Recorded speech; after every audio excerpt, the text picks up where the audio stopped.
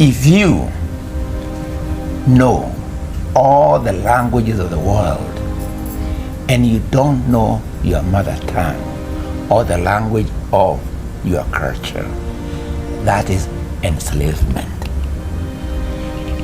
On the other hand, if you know your mother tongue or the language of your culture and you add all the languages of the world to it, that is empowerment. And I believe Kenya, we should choose empowerment rather than enslavement.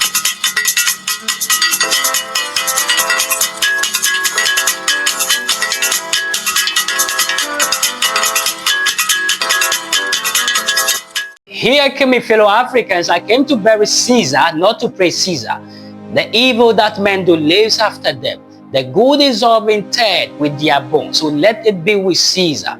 A voice that roared from the oppressed, a pen that terrified the powerful, and a man whose very existence was a threat to dictatorship. Today, Africa bows its head as they say goodbye to one of our greatest minds. Ngũgĩ Thiong'o, the giant of African literature, is dead at age 87. The literary world is mourning Ngũgĩ Thiong'o, the Kenyan titan of letters, the fearless intellectual who defied colonialism and autocracy, passed away peacefully after a prolonged illness. But behind his quiet death was loud, defiant lie. Born in 1938 under the colonial name James Ngũgĩ, he later rejected his Christian name in 1977 and became Ngũgĩ Thiong'o. A powerful cultural and political statement. He wasn't just changing his name, he was reclaiming his identity, reclaiming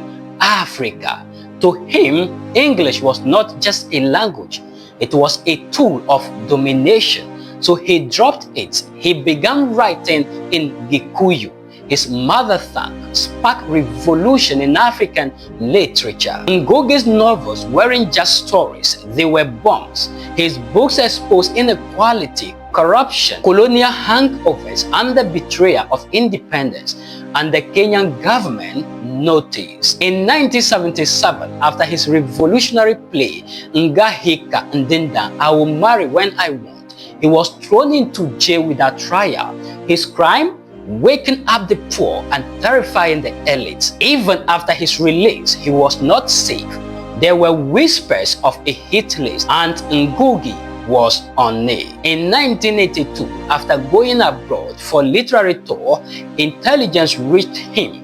There was a plot to eliminate him if he returned, and so began his self-imposed exile, first in Britain, then in the US. In 2004, Ngũgĩ returned to Kenya for the first time in over 2 decades, but tragedy befalls him. Masked men broke into his apartment. He was beaten and burned with cigarettes. His wife, Njeriwa Ngũgĩ, was raped in that same attack. A clear message: you are not welcome. It was never just about politics, it was personal, brutal, cowardly, and yet they never broke him. Behind the revolutionary was a man who laughed and lost. Ngũgĩ married twice. His first marriage to Nyambura ended in divorce. He later married Njeri, the woman who stood by him through exile, through violence, through it all. But even love was tested by the weight of his mission to speak truth to power. Interestingly, Ngũgĩ never won the Nobel Prize, but he won something greater: the respect of generation. He taught us that the fight for African dignity doesn't end with independence. That language, act, and memory are weapons. That silence is betrayal. I write because I must, because silence is complicity. Ngũgĩ Thiong'o is quoted to have said, Ngũgĩ Thiong'o is gone, but his words remain, his books live, his fire still burns. Rest in power, Ngũgĩ Thiong'o. And to those who stay there to think for Africa, keep thinking, keep resisting, keep writing. Subscribe to Onua Digital Media bringing you both stories for Africa by Africa. If this blows your mind, drop your comment for the giant of Africa literature, Ngũgĩ One Thiong'o. Well, the dew of the day has crept upon our thoughts, and nature must obey its necessity. Here is where we draw the curtains until we meet again. My name is Paul Lingual, the Africa Orator.